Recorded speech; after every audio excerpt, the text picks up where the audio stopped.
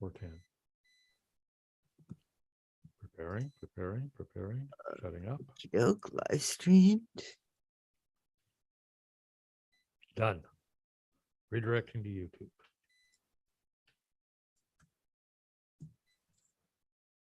Okay, everybody, thanks for joining us again. We have a sparse panel today. It's just the three of us. Everybody introduce yourself and say howdy. Sarah? Hi, I am Sarah Altair, and howdy. Simon? I'm Simon Cox from Lingfield in very poor UK.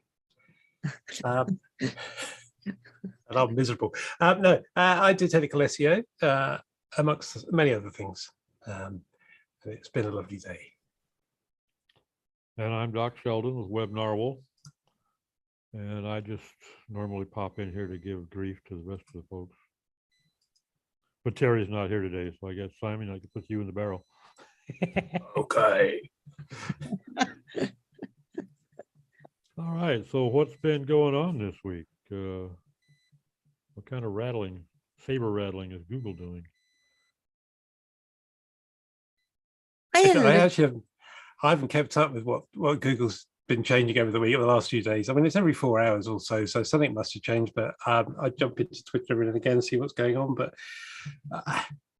I think everybody's still reeling from the last two big updates. And maybe we are now starting to see some dips in certain things. I had I saw graphs of the Metro UK newspaper, which is been hit by, we think, the unhelpful. Sorry, the helpful, unhelpful for them update, and that's really tanked. And I'm not at all unhappy about that. Talk of the devil. Oh, there's Steve. All right, there he is. Mr. Hello, my Granson, good how are you friends. Been out working on the tractor. Yeah, I did just a tip of the old hat to John Mew.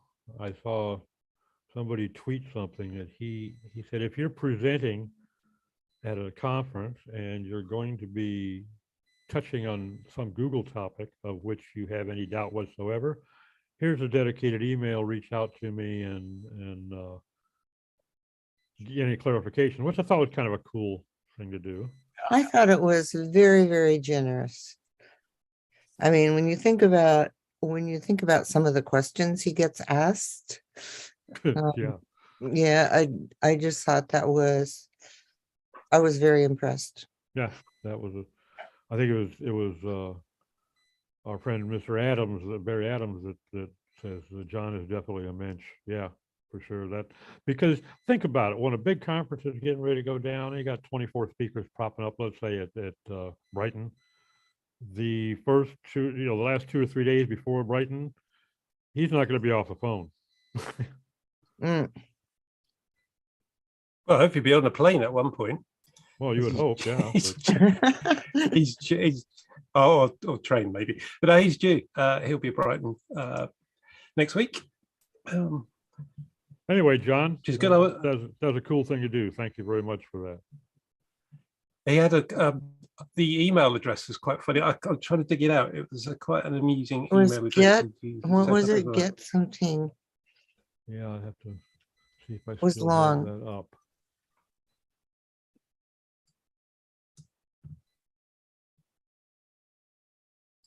We'll dig that out for later then. I wonder if he's going to so, have to put some sort of filter on that email address. It should be quite easy because he's only answering people who are doing talks. Gut check with John. Gut check. Gut check with Gut John. check. I thought that was cute. Anyway, I was super impressed by that offer. I thought it was Oh yeah. very, very generous. I just know how people in our industry are and how many people are going to abuse it. Yes, I know. Yeah, well, That's what's so generous about it, Steve. I'm guessing that they're only going to get to abuse it once.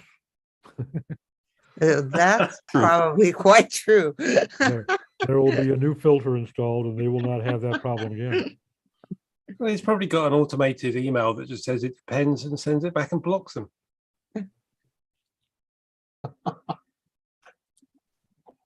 I mean, I'm constantly amazed at the number of people who ask questions that were answered 10 years ago or more.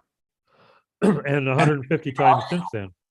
And it's like, no, they have, when Google comes right out and says, no, this is not a ranking factor. And people still go, well, I think it is because I did this one thing and this is what happened. So great. I sampled 2 sites and this is what I saw. Yeah. Hmm. But the people asking these questions as well.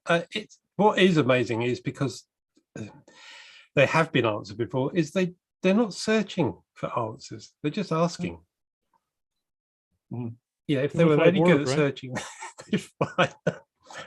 Yeah, it's. I can understand sometimes there are little nuances that you really want to work out, and you're trying to work something out, and it's like, I've done this and I've done that, and I've read all this stuff that says this should work and it didn't or something. What's stopping it? So those sort of things. And John's normally very good on those, although he is quite vague about some stuff, which I think's correct. Right. That's exactly what he should do.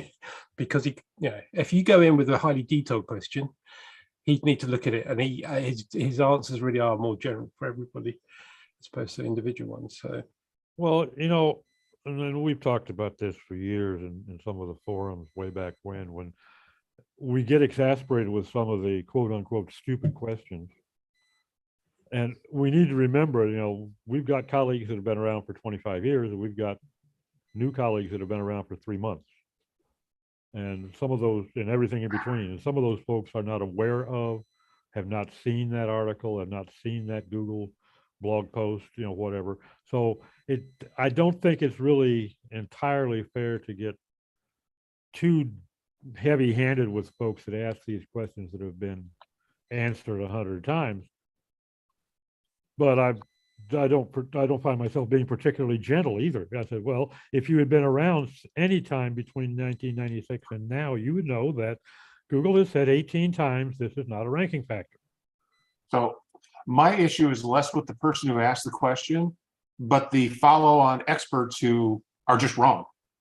That too. And let's not forget the trade magazines, that online pubs that are constantly publishing articles about, and I got 3 of them into my inbox this morning, new posts, is this a ranking factor? Does this really matter? And come on, so you're just proliferating the myths too. I listened to a brilliant podcast with Steve Wiedemann on it this morning. I'll try to remember to get a link to it. Yeah. And he was basically being interviewed about SEO and stuff, and the woman interviewing him specializes in blogging and stuff like that. And she's like, so what if my search volume goes down? And he's like, okay, did your conversions go up? Did they stay the same? Did that traffic go to a different page and convert over there? Just because your traffic went down doesn't mean it's a bad thing. Maybe you're no longer ranking for irrelevant keywords. And he went into a fairly lengthy description and explanation about how a lot of this really works. And it was just the way he's so good at explaining things to begin with. Yeah. He does, my general gut reaction is I'll explain it once and then follow on with you're an idiot. Steve takes the time to explain it multiple times until you understand his perspective. And that podcast, gosh, I wish I don't have it up. We'll put it in the show notes if we can.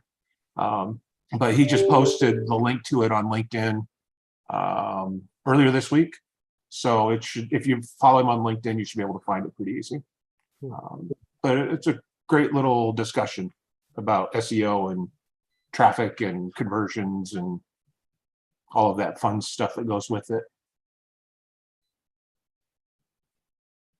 Yeah, I saw a question in a Facebook group this morning that kind of rocked me back on my heels. Somebody asked if it's possible for PPC and SEO to work together to the advantage of a website.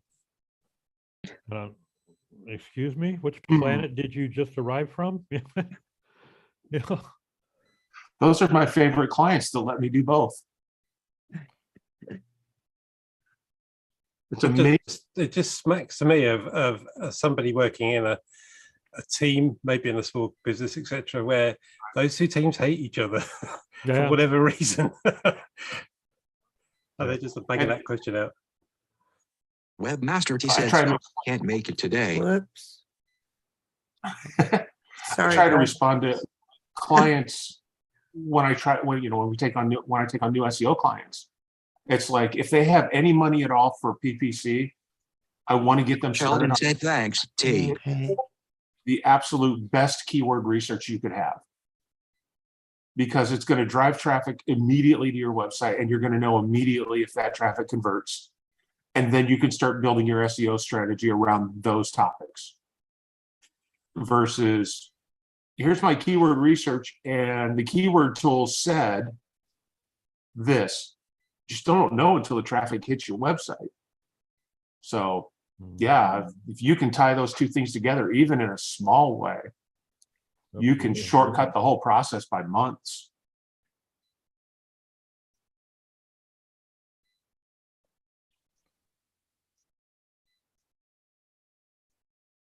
So what else is going on? As you mentioned, Simon, we got Brighton coming up. That's going to have a lot of people eager to get on the plane. Normally, that more also eager than means they might otherwise be anyway. yeah. Normally, it also means that Google will do some sort of release, some core release during the time we're all sat in a big hall. That normally happens. You No, know, they would but never do that. they do it regularly. It's quite. It's almost as if because it's late this year. Brighton SEO is a few weeks late because they couldn't get it booked. It's normally in September, so it's gone October.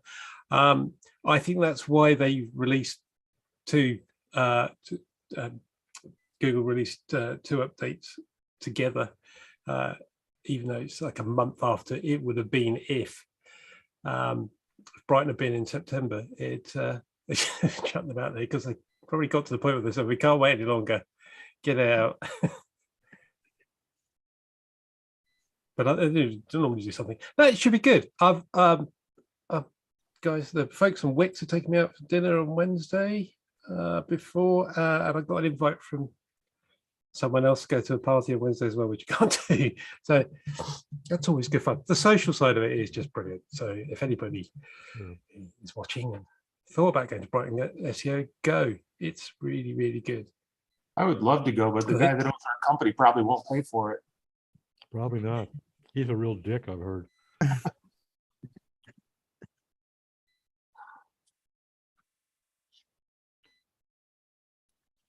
Yeah, there's quite a few people coming over from the States to speak as well. Patrick Stocks will be there. He's going to release something new, which should be interesting. He's a very tech SEO person, so I'll be definitely jumping in and watching him. Yeah, Patrick. I think Wednesday morning.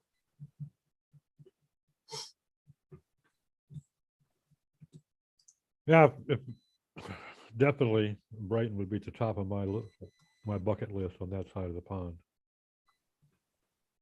Now's the time to come with the pound so stupidly low. Yeah. Really? The pound. Well, yeah. Huh. 2007, I could get $2 American for a pound, and Yep. now I can get one Yep. and no change. There was a time when it was 2.5. Yeah. I do remember those times. That's been a while. What worries me is my gorgeous Apple equipment. I'm going to have to make sure it lasts quite a few more years than I normally do. Because, well, having said that, I always seem to pay in pounds for my Apple stuff, the same pounds as dollars anyway. So the exchange rate for Apple stuff over here, like if I buy a MacBook Pro for normally $1,200, for example, in the States, it's £1,200 here. So obviously they're way ahead of the curve on that one. I just hope that the pound price of the Macs doesn't go up. Hmm. We will see. Jump on that quick before they hear you.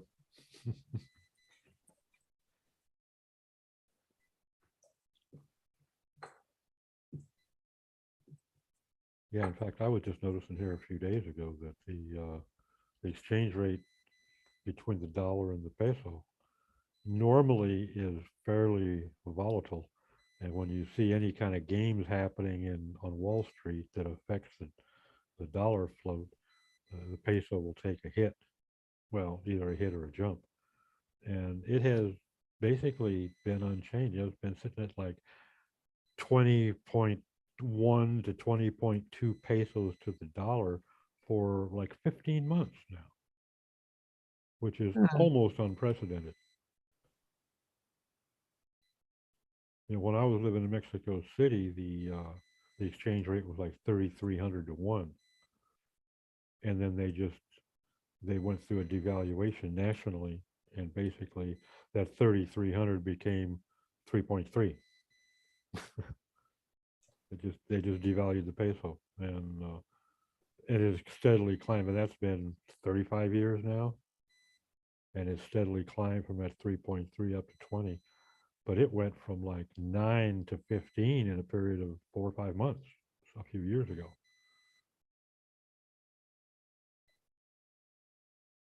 Yeah, that happens. So I'll be looking for more American clients next year. There you go. So if you want to drop us over your client list. I don't see anybody beating a path to the market for Russian clients right now. No. No. Booking business in rubles, it just really isn't in my cards. My life went the other way because I get paid in euros. Oh no. Just, dun, dun, dun, dun, dun, dun, dun. But yeah, that's the thing. There've been people in the UK saying, "Oh, we should have gone with the euro after all." But actually, the euro's gone down against the dollar as well. Not as badly as the pound, but that's because the dollar's incredibly strong at the moment. The dollar's That's very why it's strong, yeah. happening.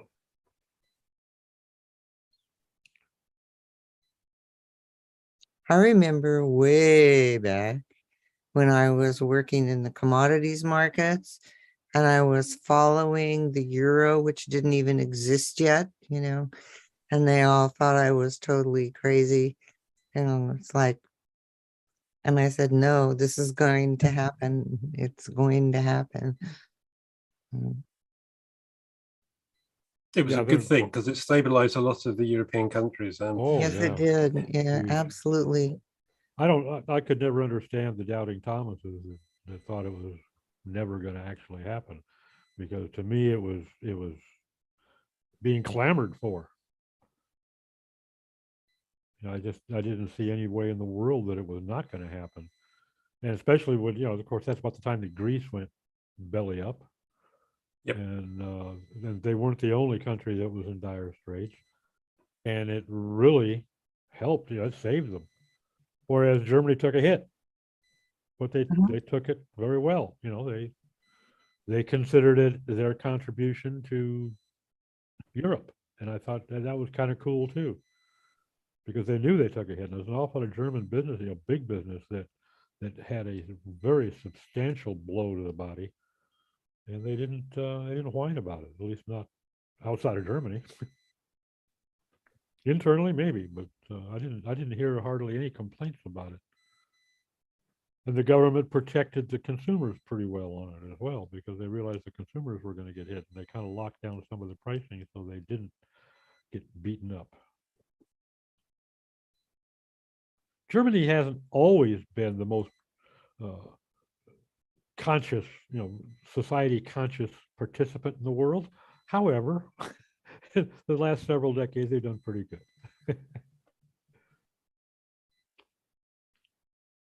And to their credit, they're not French. Had to get that in there. Come on, Steve. You only got one French earlobe on you. Yeah, pretty much. I've been back into SEO topics. We've seen over the time that using lots of stock images is generally a bad thing on your website.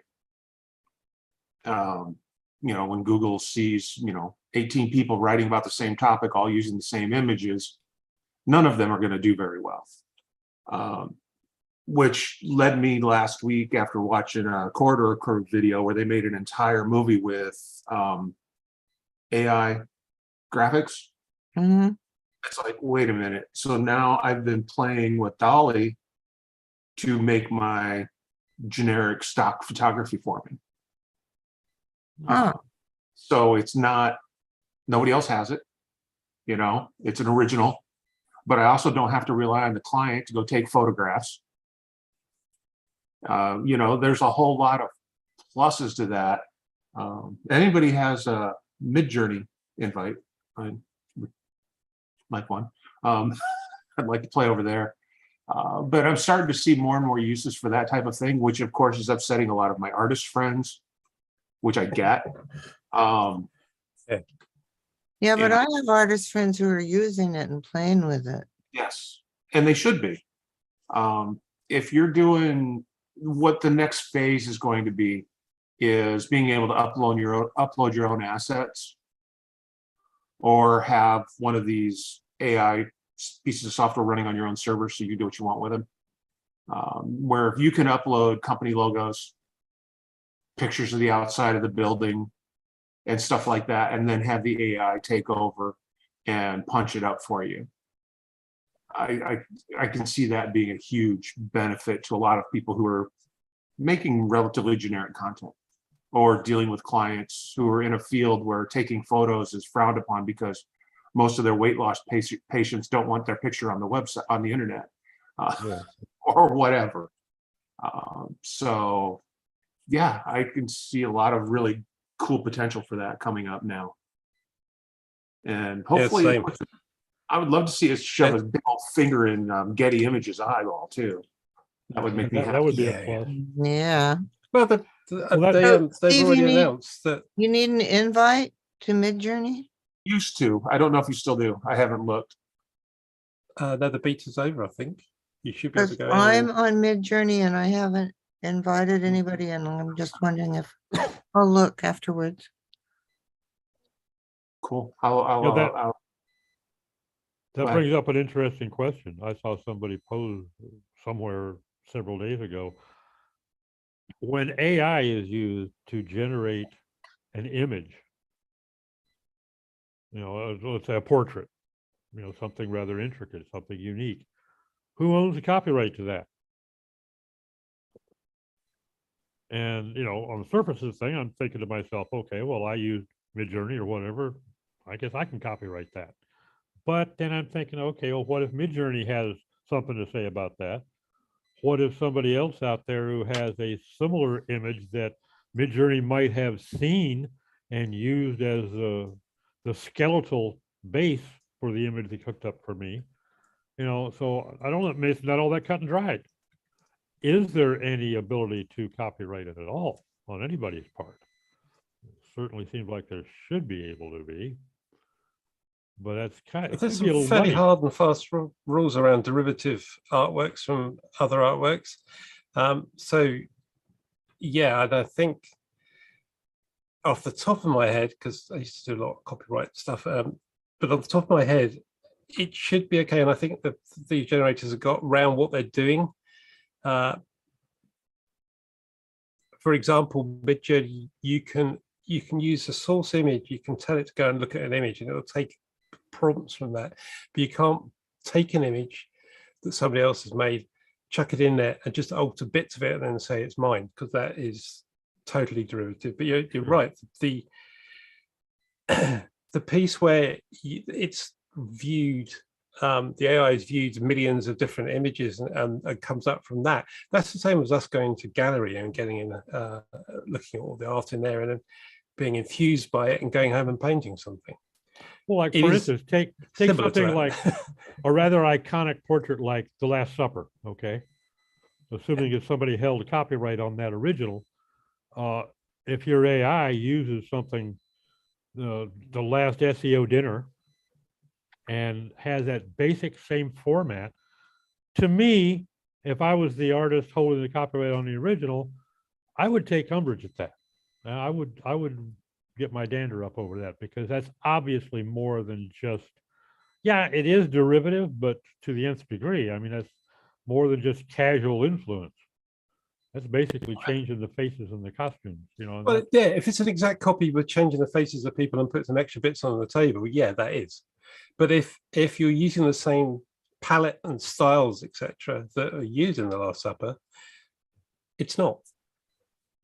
So Yeah, that's where the Corridor Crew guys were doing visual effects, their visual effects people. And they were using pictures of people from their office and then having them redrawn in the style of a very specific artist. And they were very cool pictures. And then they're like, okay, this person's face in Call of Duty. And the AI knew what Call of Duty was, and they put people into the Call of Duty game. So they were very easily able to mimic very specific styles. mhm.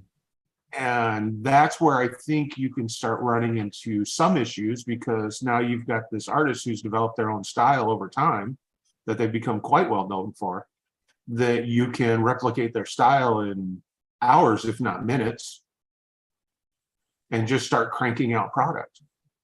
And I can see that, being an issue. Yeah.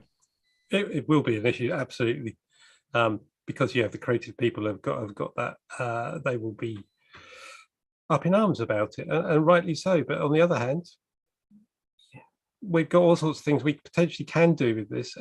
What worries me is that I will never ever believe again the before and after slim figures, because it's just some AI generated somebody who doesn't exist being overweight, and then one with them being super thin. Yes, I would. Well, and I mean, but we always go through this. There's always this. When I was in the jewelry industry, right when CAD design and using 3-axis mills and 3D printing started coming into the jewelry trade in a big way. And the people who used to design jewelry and hand carved waxes were up in arms. You're going to ruin our industry.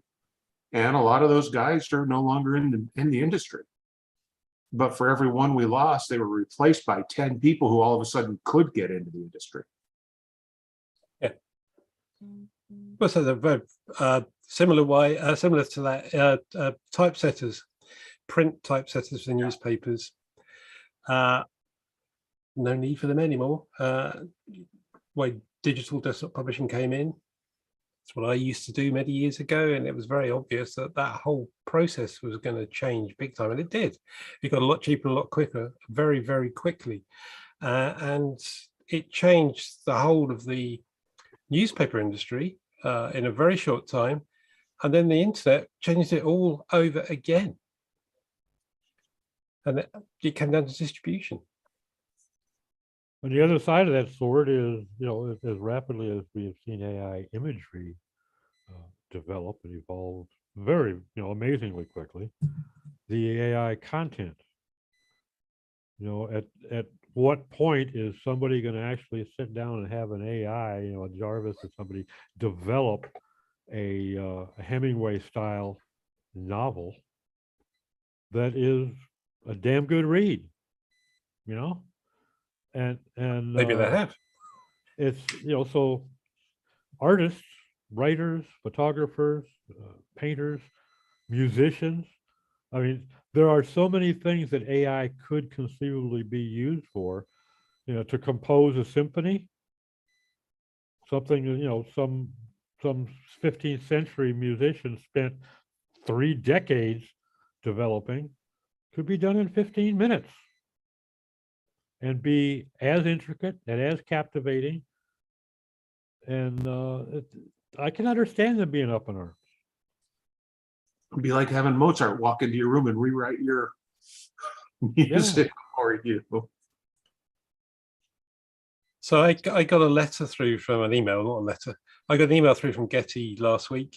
Last week, I think, it was basically saying that they were now stopping anybody putting in AI generated images into the Getty. I've got a few images on Getty, and it earns me 60p a year or something.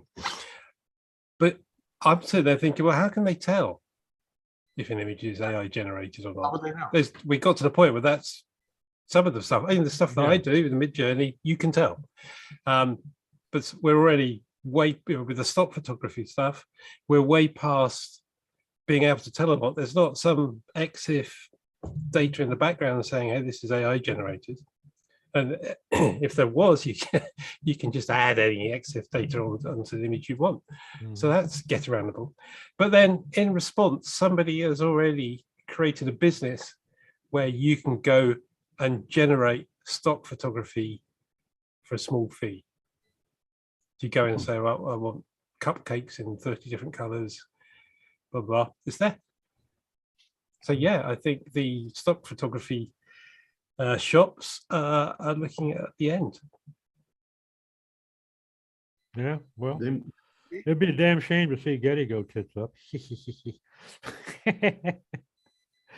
Well, it would in one respect, the fact they hold a huge amount of old photography, which is fantastic, or black and white stuff, which they've bought other libraries up over the years. So it would be a pity to lose all that. Hopefully somebody else will buy it up and look after it, etc. But when you're buying in stock photography, because I've used stock photography in business before, and we're quite happy to use it, knowing that it's cheaper than getting photography. And we used to do photography as well. And you can pay more, and this is the key thing about it. People say, "Oh, stock photography," but yes, you can use stock photography. But if you pay more and have unique use of it, then nobody else is using it. The downside is that across your website, you probably haven't got a consistent look and feel, which is why using a particular photographer is really good, because then you can actually match them all up when you get new stuff done. Go back to the same photographer and use the same stuff. Photography is not easy either. We've got the old phones now, we can just take snapshots, but real good photography takes skill still. and good But equipment. that won't disappear. That won't disappear, but just the things will shift. I'm sure they're shifting already with things like weddings. Yeah, everybody takes wedding videos on their phones now. Is there any need to have somebody with a blooming great video camera on their shoulder? No, it's not. Or an iPhone. Mhm.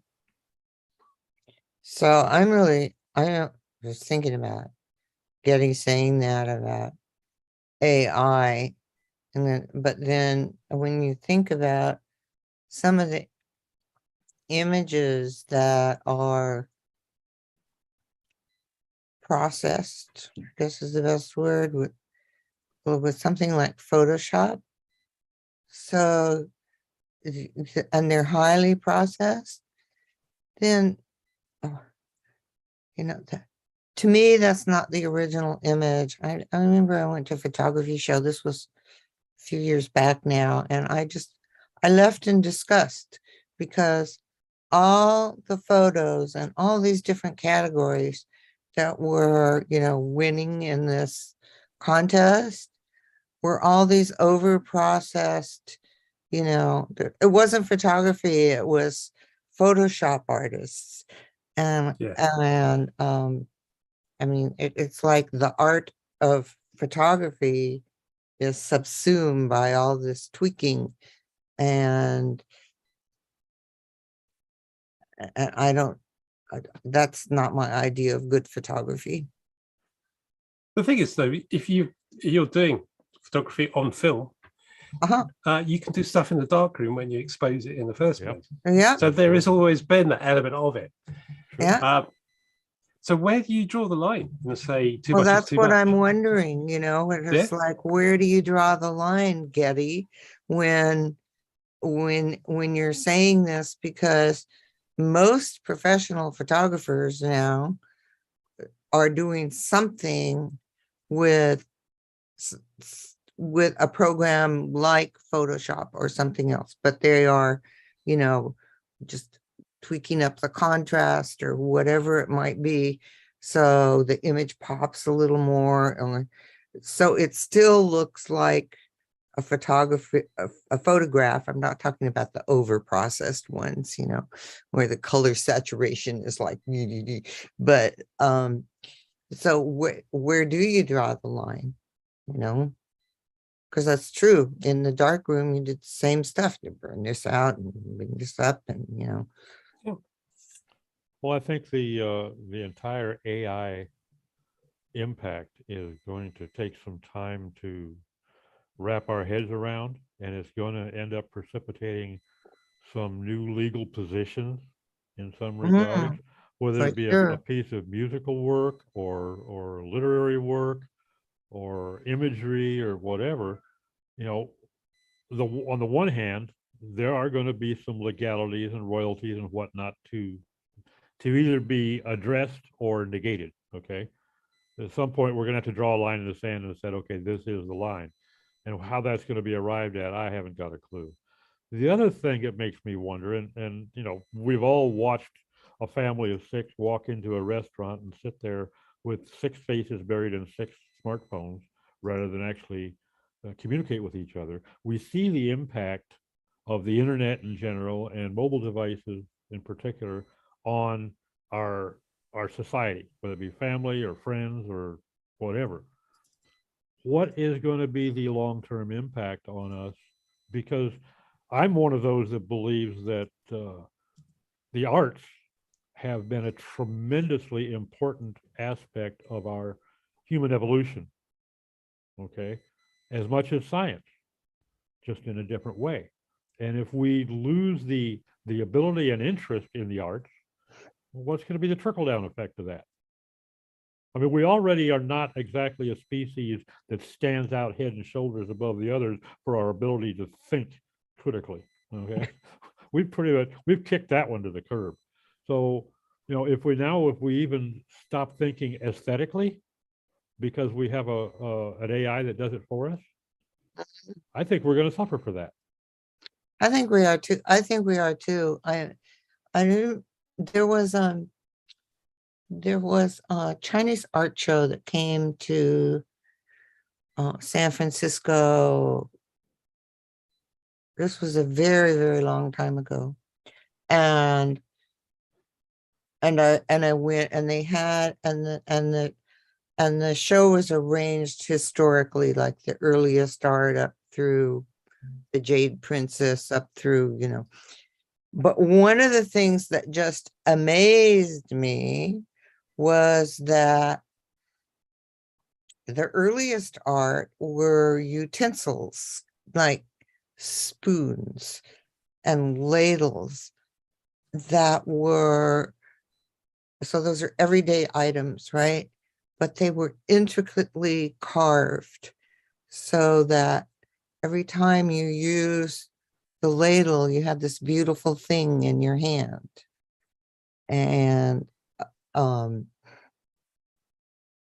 so I agree, Doc. It's like it is part of our humanness, as it were, to incorporate aesthetics in our life.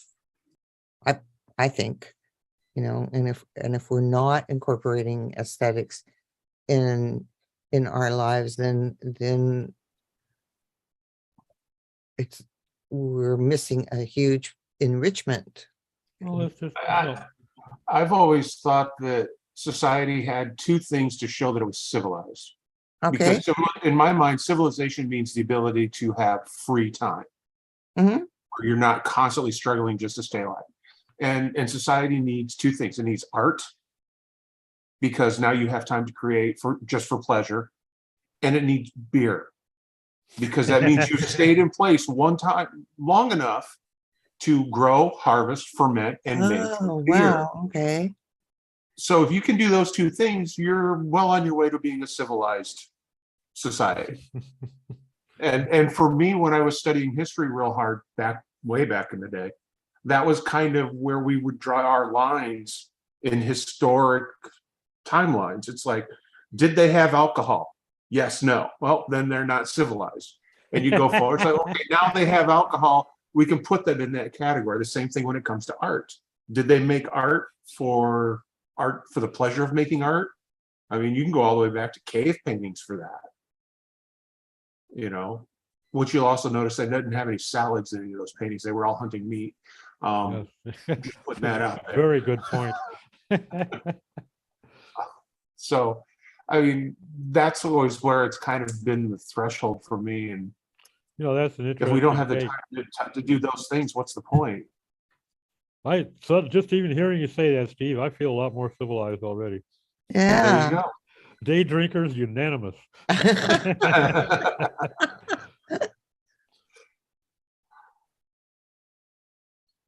I like that theory, Steve. Actually, but that's very valid. If they stayed someplace long enough to plant it, harvest it, grind it, ferment it, then they obviously had achieved a level, because civilization literally means living in groups in cities in a larger society as opposed to scattered around the hills. And so, yeah, they've definitely achieved a level of civilization, because one person can only drink just so much beer, but if he makes a lot of beer, he can sell it and get somebody else to grind the stuff and ferment it, you know, and hence Trade the, it. the formation of businesses. So, yeah, that's an interesting thing. I never heard that. I like that. I like it too. Thank you. This is it. This is your theory of history and civilization. I don't know if it's my theory or if it's just something that kind of evolved over time. I don't know. Okay. But that's the way I've always viewed the world. If you got enough time to make beer, life isn't all bad. And if it is, have another beer. It could be worse. Well, that's just it. If it could be worse, you could not have the time to make beer and And not have the beer. not have the beer. So yeah. That's a good one. That is a good one. I really like that one. That's worth sharing with my family. My daughter's an art historian. Well, I think, I think it's a good theory. I actually went to art college for 4 years, and I did brew a lot of beer. So There you are. I Oh, would it's put for myself civilized. I'm I knew you were civilized. civilized, Simon.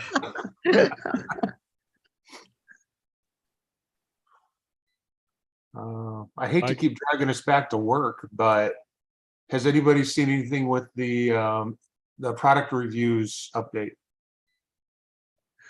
No, Not because a I fan. don't work in e-commerce. I've seen some Well- comments by other SEOs, but I have not seen anything presented. The as way I evidence. understood the update, it wasn't so much about e-commerce, it was about the websites that put in the top 10 list of, or these are the 7 best, Oh, home theater those units. things, the list. Those things. And from what I'm seeing posted, a lot of those sites are really taking it hard. Are they? Yeah. And I think a lot of it has to do with the fact that they're all opinion-based and heavily influenced by affiliate links. Well, very few of them offer any citations that would Right. support their statements. Right. Sites like Tom's Hardware on the other side of the coin are getting a boost because they do legitimate testing, legitimate reviews. They're not just hopping on the internet and looking at 2 or 3 other people's posts and going, I'll pick Yep. these 5. Well, a lot of those affiliate sites say that this is a, honest review of Yeah.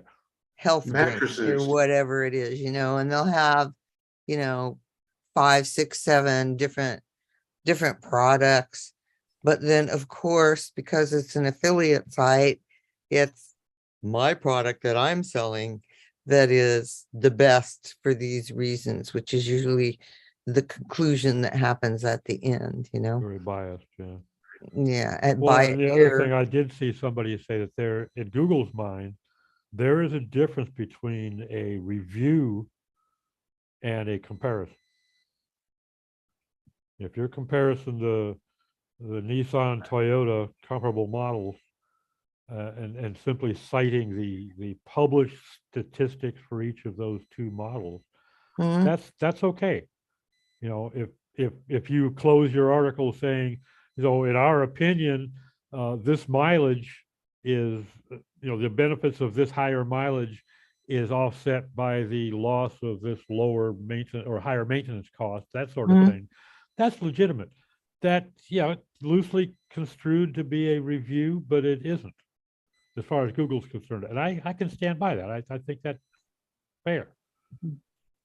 I have a friend of mine who's ready to publish his review of the new Ford Lightning, the F-150 pickup. They bought one because, that's what they do. And they loved it, drove it for 2 or 3 months and went to their first horse show. Didn't even make it to the event before the battery went flat. Oh, pulling a trailer. Apparently putting a horse trailer with three, a big 4-horse trailer with a changing room and 3 horses in behind that truck, and then going for a drive down the freeway at 70 miles an hour. Didn't get them anywhere close to their 300-mile range. Ooh, Didn't ouch. even make Nothing like being 80 stranded on the miles. side of the highway with 3 irate horses, eh? Pretty And no much. water. And no charging station. Yeah, that would be. Oh, that sounds unpleasant. Missing a His show day is the went from least of the bad to problem. worse. He was only a few miles from the event, so he called the tow truck, and it towed his truck and the horse trailer all in one package to the event. Dropped him in the field, and the event didn't have any electricity Oh, because it was, it was out in the, no. it was, if you wanted to run an extension cord from the barn 800 yards away, maybe. well, the first thing you got to do when you no. buy one of those trucks is put a little gas generator in the back end. Put a gas generator on it. Yeah. So Or yeah. test it. See how far you Very can unhappy. go. Yeah. Well, with a like you box said, full of stuff. he had been driving it, and they were getting 280 to 300 miles range, Without the projected trailer. range based on what they were driving. So it didn't click in his brain that putting an extra Oh,